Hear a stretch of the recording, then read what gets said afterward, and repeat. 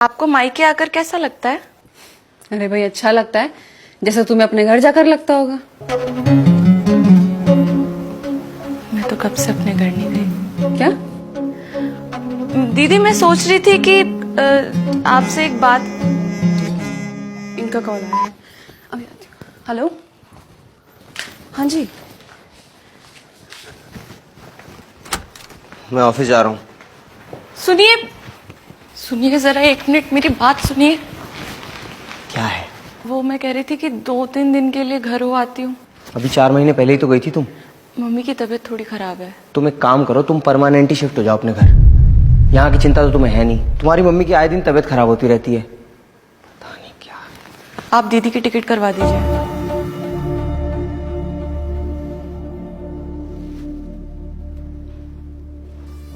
क्या बोला तुमने?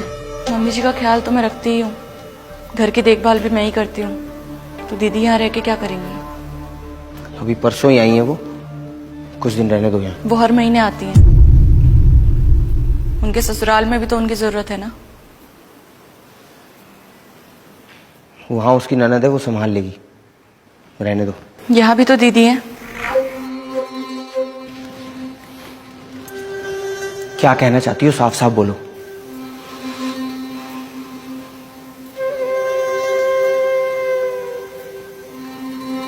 दीदी मायके से आई अपनी माँ के पास रहने, उनकी सेवा करने।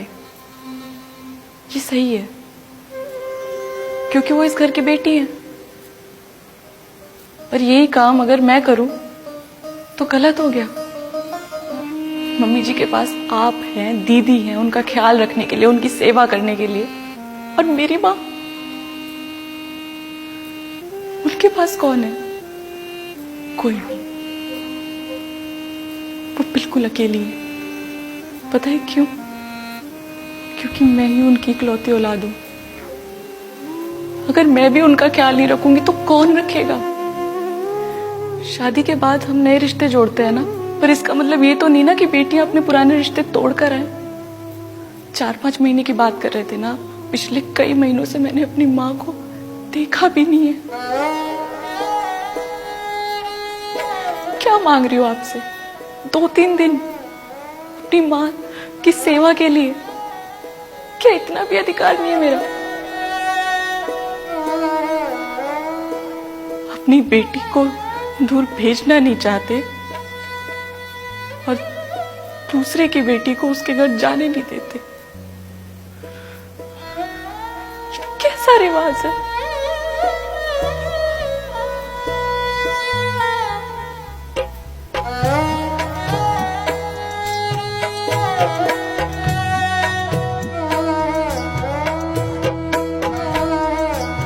अभिषेक,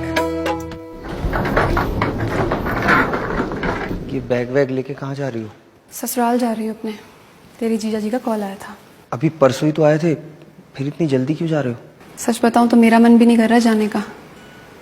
सोचा था कुछ दिन मम्मी के साथ बिताऊंगी तो अच्छा लगेगा, लेकिन ससुराल वालों की परमिशन के बिना एक लड़की ना तो अपनी मर्जी से अपने घर आ सकती है, ना रह सकती है।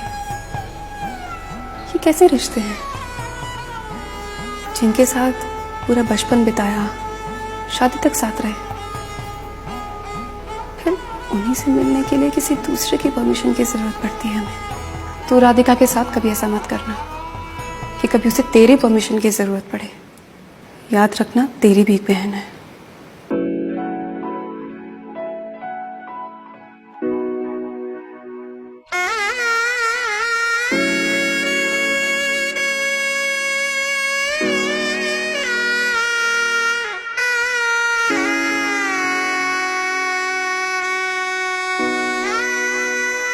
क्या मांग रही हो आपसे? 2-3 दिन अपनी माँ की सेवा के लिए? क्या इतना भी अधिकार नहीं है मेरा?